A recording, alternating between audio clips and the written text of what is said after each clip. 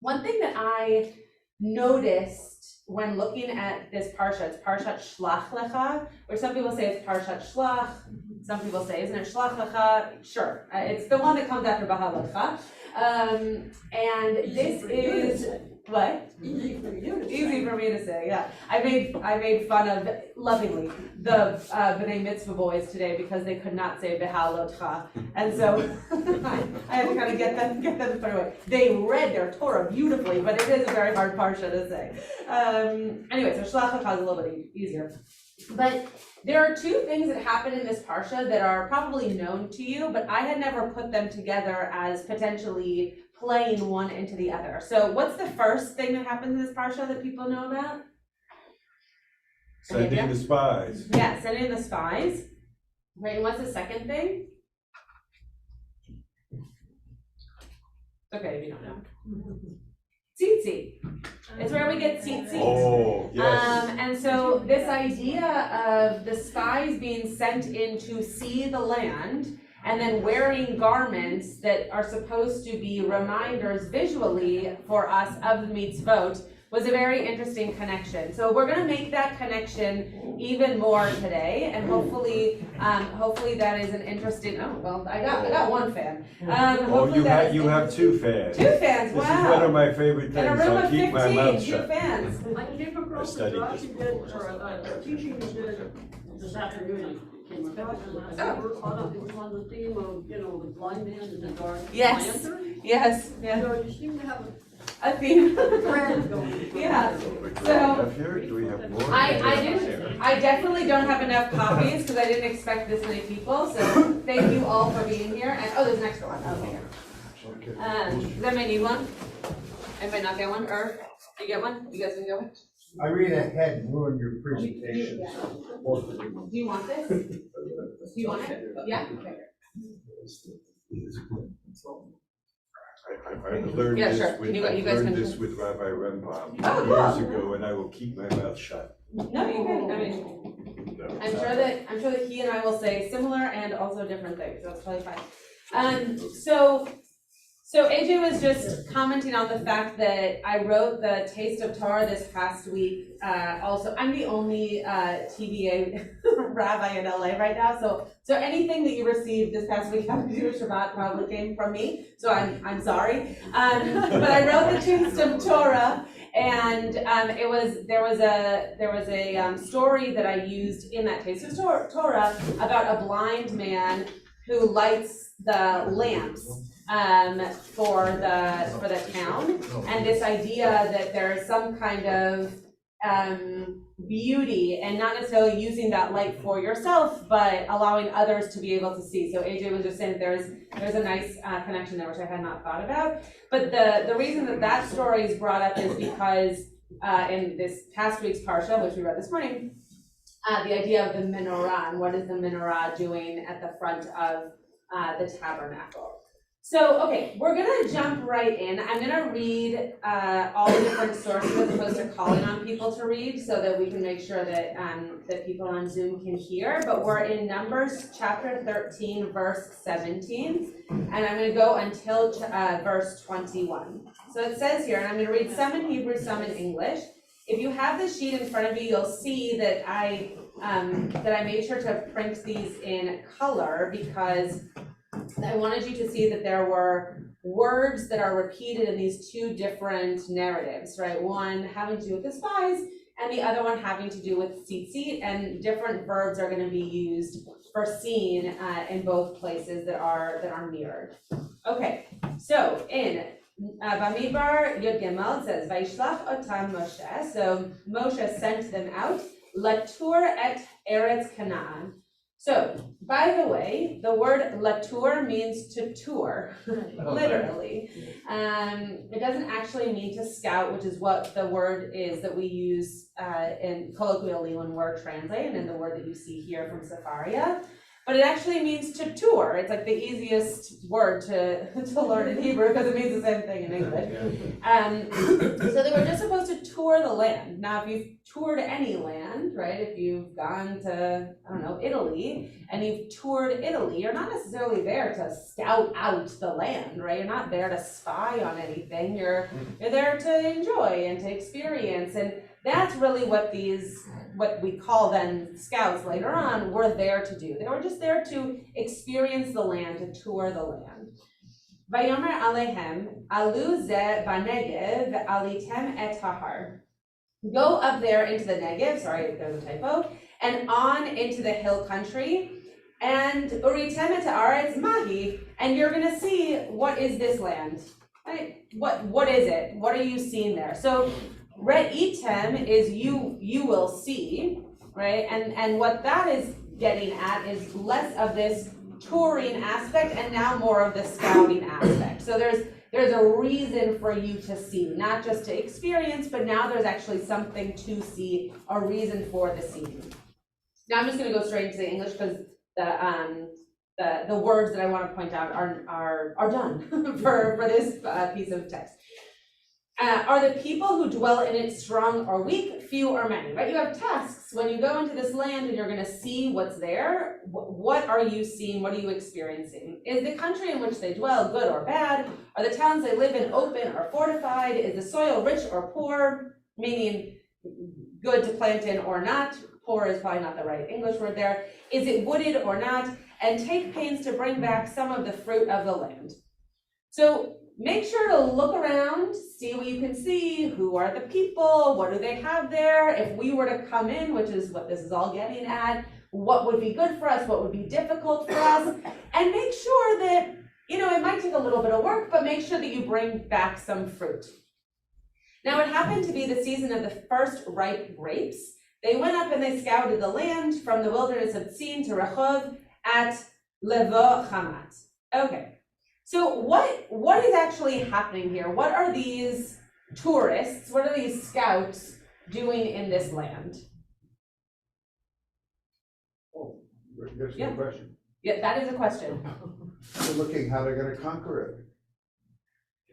They're trying Okay. to figure out, why you gotta ask if the city fortified or not. Okay, great. So one of the questions in here is very clear that there is an agenda to potentially conquer the land at some point, right?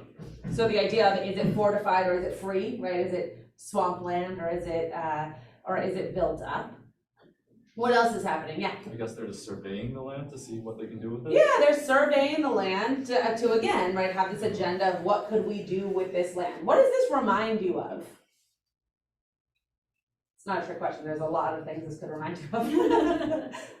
I immediately thought of Thomas Jefferson sending out people to literally try to get to the Pacific. Great, so Thomas Jefferson sending out people to get to the Pacific, or figure out a way to get to the Pacific? Others? Buying property, investing. Okay, great. A modern day example, buying property or investing in property and scouting out, right, that property to see if it's good to invest in. What else? Seems like they're just seeing if that land is livable. If the land isn't right, but what does that remind you of, right? The land being livable. What else in our history can you think of where we've done this? State of Israel. Great, the state of Israel, right? That is obviously a part of our history that is told in many different ways as to how that scouting, how that touring happened. But yes, there was definitely a time in which people went into the land that we now call Israel and figured out what were the places that we could then come to and make our homeland. Columbus, anybody?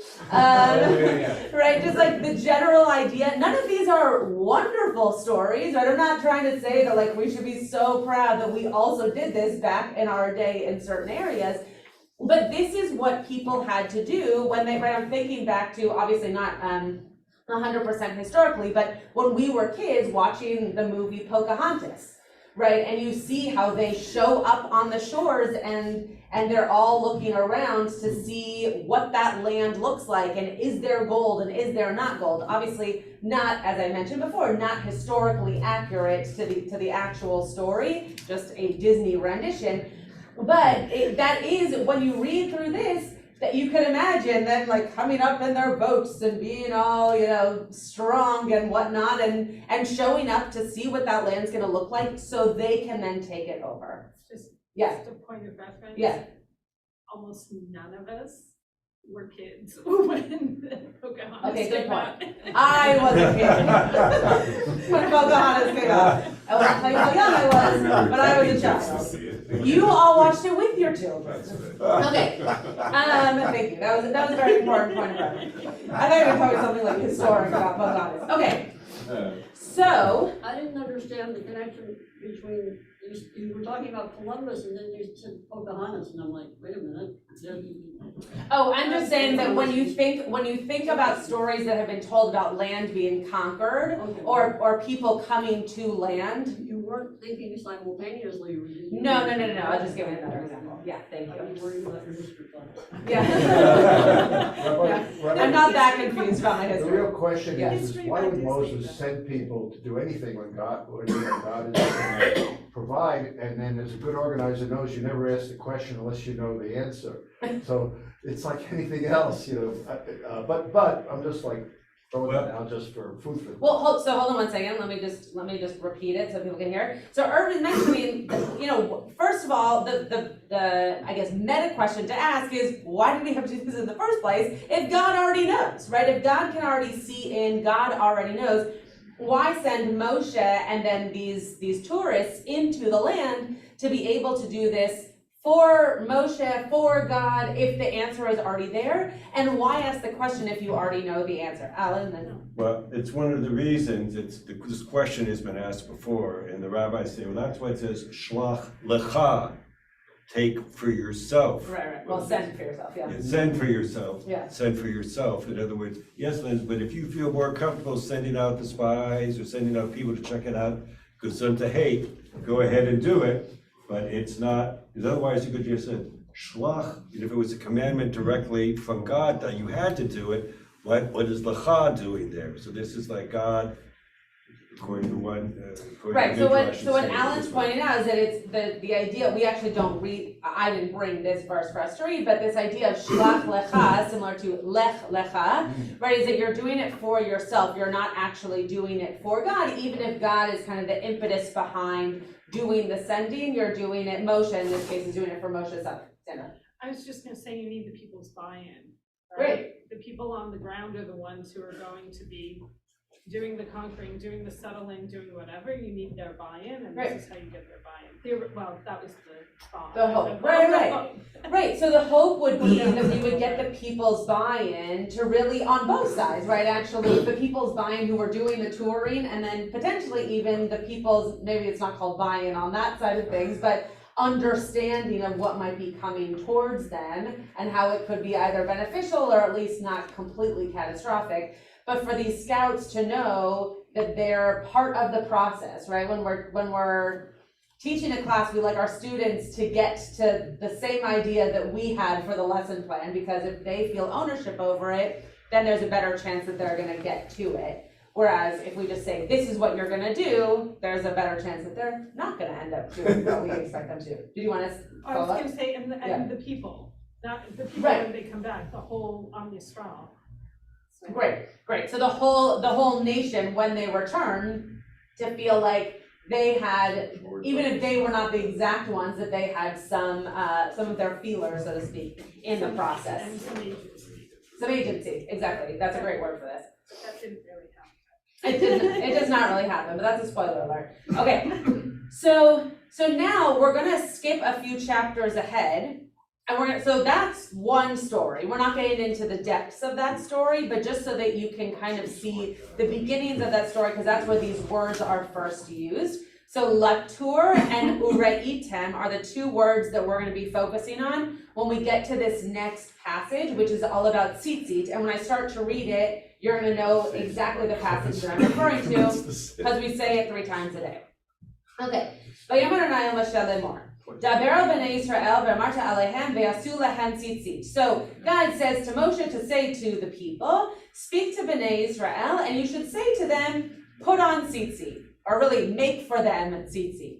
make for themselves, right? They should make for themselves tzitzit. Now, just a fun question, I can't think of what the term is called. What are tzitzit? Fringes. But what are tzitzit? String, wrapped around. Great. And then knotted in a particular way. Okay, so they're not the tallis, right? The tallis, do I have a visual here? No.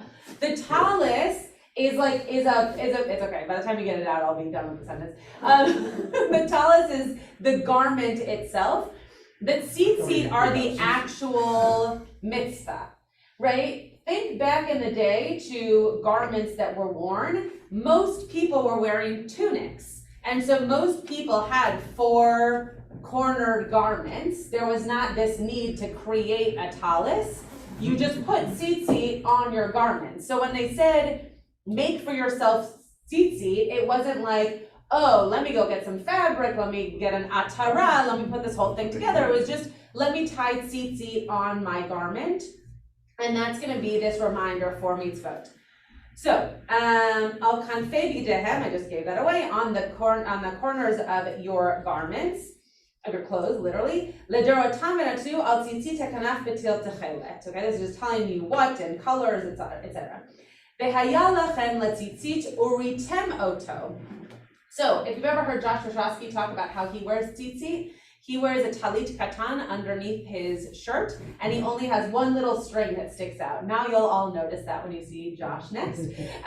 But it's because it says uritem oto. It doesn't say otam. It says you're only gonna see one of them. He can talk to you more about that. But the reason I have it highlighted here is because the scouts were told to ureitem also. Right? They were told to see the land, to see what was there, who were the people, what was going on, etc., etc. When we are talking about tzitzit being on our garments, you're supposed to have these tzitzit to see them, to see it, literally. Okay? Uzkartem ekom mitzvot Adonai va'asitem otam. So you're going to remember all of the mitzvot that God made for you. Velo taturu. Okay, what does lo taturu mean in this particular case? There's a lo before it, so do not. Not follow your heart. Okay, maybe follow. Remember that tour before meant to tour. Yeah. Not go astray.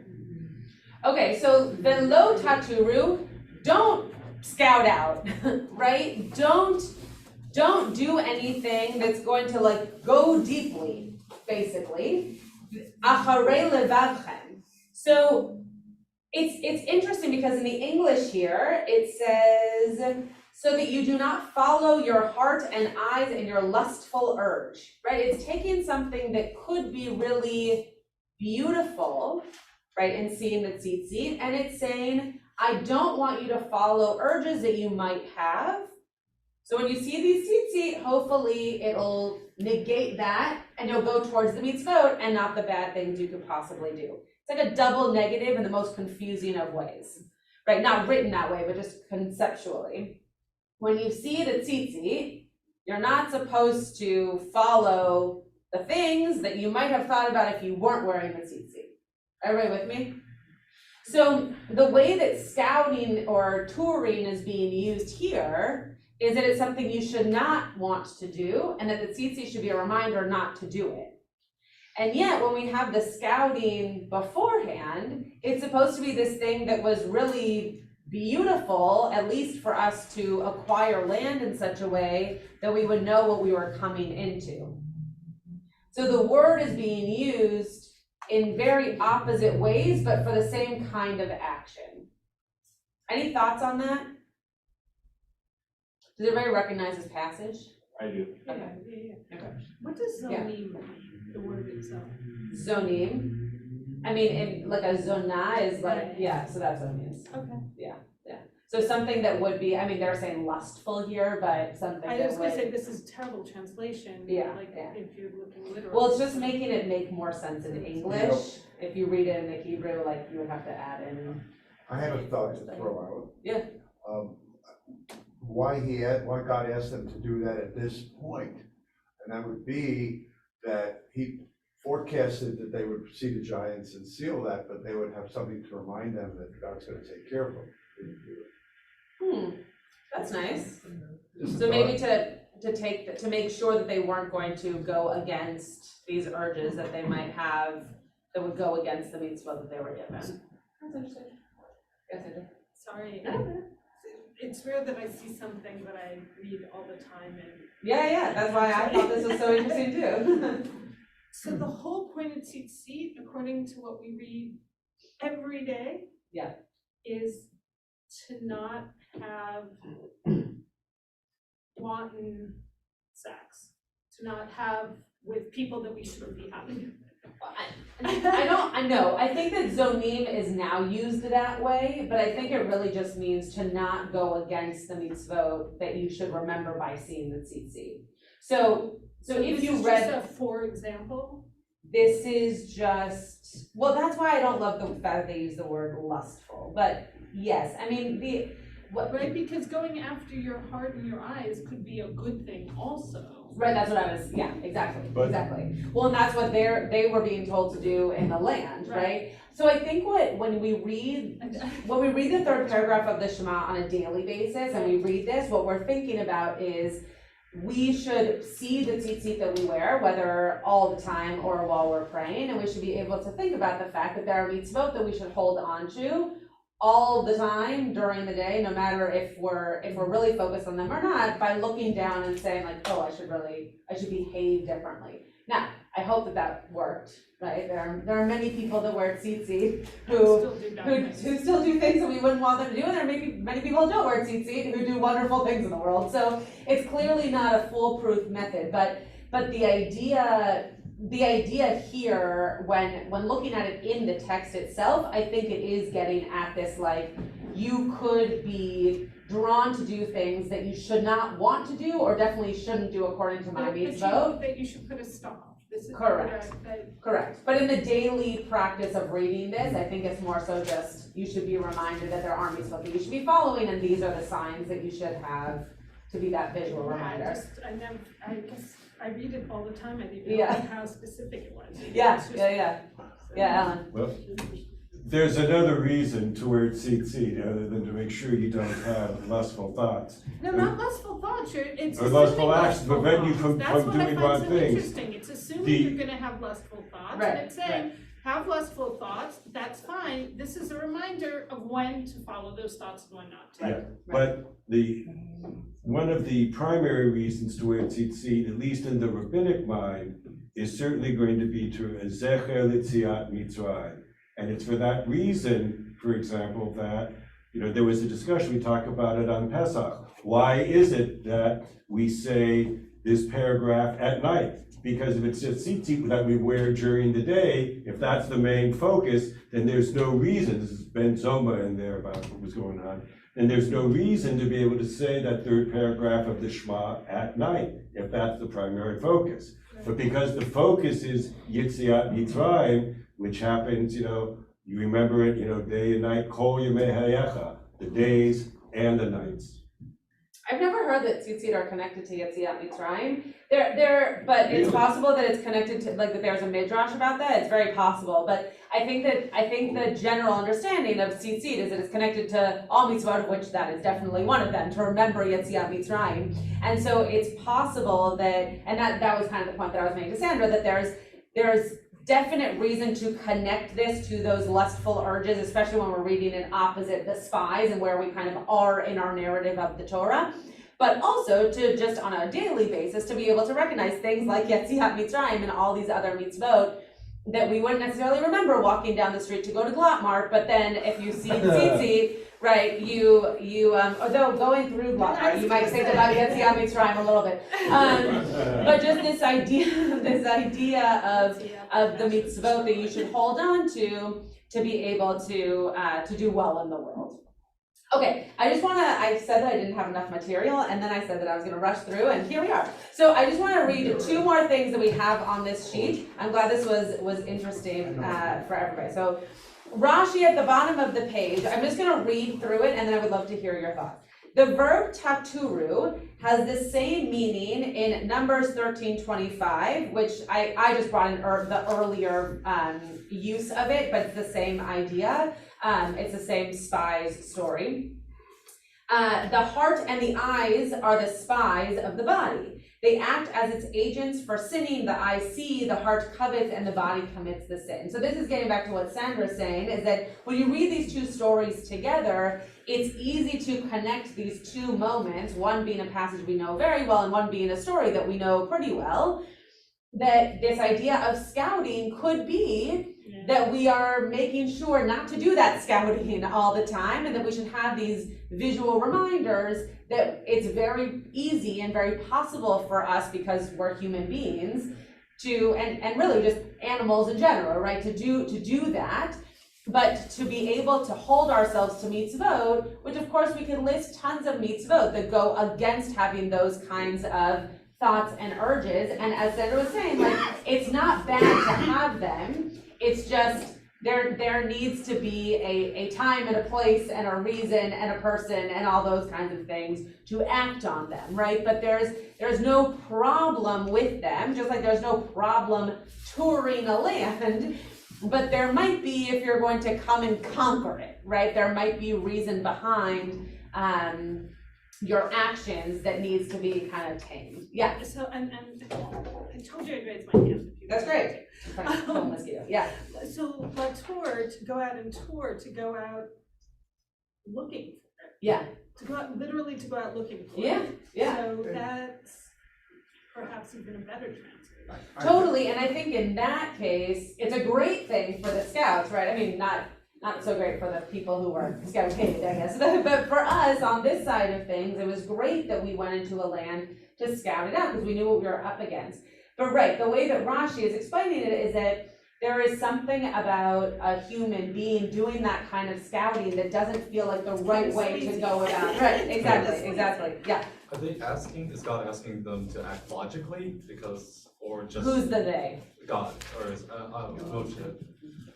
Sorry, I'm just not getting all the pronouns. The scouts being asked to act logically, or are they just not to act on their heart and emotions? Yeah, because, right, yes, it's a But really it good doesn't say them question. explicitly to say act logically, act something that makes sense. It's just don't act on your emotions or.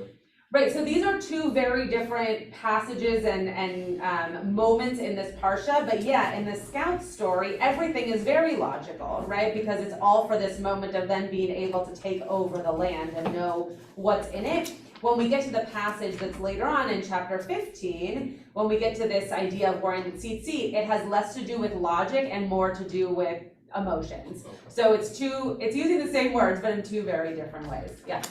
I think there's a different context that I see it in. Yeah. These are slaves. They gotta conquer anything. The tzitzit gives them the idea of reminding them that God promised that you're gonna have this land there. That's what the purpose of it is. Not So that maybe they're gonna because go they rape, still have not that us. a bunch of spies going on tours, they're gonna go molest the people who commit crimes in the area. They're just there to observe because they probably didn't think they would ever do it. Moshe screwed up and said, go see it, instead of letting a bunch of spies take fortified cities that never fought anything without God's help. And they weren't ready, and they died out till the next generation comes. So that's my whole thesis. Yeah, it's possible that because they have that slave mentality, they need more reminders and more like bumpers in a bowling alley to keep themselves doing what they need to be doing as now members of a people who have rules and laws and mitzvot, as we would call it. I speak to Moshe every week. Right. You know, that's what it is. Okay, I want to read one more. God, I don't speak to. I leave that to you. Wait, hold on. I want to read one more passage, and then if there are a few more comments, we can take them before we finish. So the last passage on the second side. If you want to read the Sefer Chinuch, you're more than welcome to. But I'm going to read this modern piece from 2006. Well, 2006 has come up a lot today. So 2006 by Alan Cook, and he says, "There's a mosquito in my face." Okay. It seems that this Sidra is all about seeing, what we choose to see and what we ignore. Caleb and Yehoshua, we didn't talk about them, but they come after this, or as part of really this scout's story, saw the beauty of the land. The remaining spies could see only obstacles that stood in the way of the Israelites taking possession of the land. And the Israelites themselves, who heard the spies' reports, were blinded by their fear of the unknown, rather than being open to the opportunities that would be afforded to them as they enjoyed freedom in the land that had been promised to their ancestors. So similar to what Rabbi was saying. By contrast, the tzitzit require us to have our eyes open to appreciate them, and in so doing, we are reminded of God's mitzvot and of the kindness that God showed to us in redeeming us from Egypt. There you go, Alan. We can go through our lives with blinders before our eyes, refusing to bear witness to God's graciousness towards us. Or we can open eyes that have previously been blind and proclaim, Ashreinu, that's never happened to me before, that's very funny. Ashreinu, how greatly have we been blessed. So that's bringing together these two different pieces here in a kind of a modern take, a modern read on this. And it's nice that it brought in your commentaries as well, to have this idea that we need to not only have reminders that there are good things coming to us or things that we could avail ourselves of if we were able to see everything, but that there are also things that we need to open our eyes to that are not so great as reminders for ways that we can heal and ways that we can make things better and ways that we can be open to that kind of change. So I thought this was a very interesting connector piece to bring at the end of this, and I'll hear what Alan has to say, and then we can move on. Right. The citation that you gave about tzitzit, and which is the third paragraph of the Shema, didn't include the final verse of the Shema, which specifically deals with Yetziat Mitzrayim. It says, Ani Hashem Elohim Eshevte Mitzrayim. Right. And so, and that's why that this paragraph, rabbinically, is viewed as this is to remind us of Yetziat Mitzrayim each and every day, which is why we say it in the morning and at night. Right, I've just never heard that tzitzit specifically, like the fringes were connected to Yetziat Mitzrayim as a reminder. I obviously know that the paragraph itself has Yetziat Mitzrayim in it. No, but the idea of the reminder, I think, in general, in enabling us to have a visual reminder, which some of us need and some of us don't need. But if you are a visual learner, a visual person, having some kind of reminder that even if you're not going to say, oh, right, these tzitzit, what are the 613 mitzvot again, right? You have this idea of somehow being connected to a lifestyle of mitzvot, of which remembering the fact that we were once slaves and that we were then redeemed should be a mindset for us to be able to walk in the world. I'm thinking more about the actual third paragraph itself and what it means rather than just tzitzit, because everyone thinks that tzitzit, that whole paragraph, the primary focus of it is tzitzit, but in the rabbinic mind, no, the primary purpose of the paragraph is Yetziat Mitzrayim. I was just, this is gonna take us too far afield, but every time that the Torah or the Tanakh talks about something sexual explicitly or relatively explicitly, desire, shirim, anything, the rabbis always make it about something else. That is true. And on that note,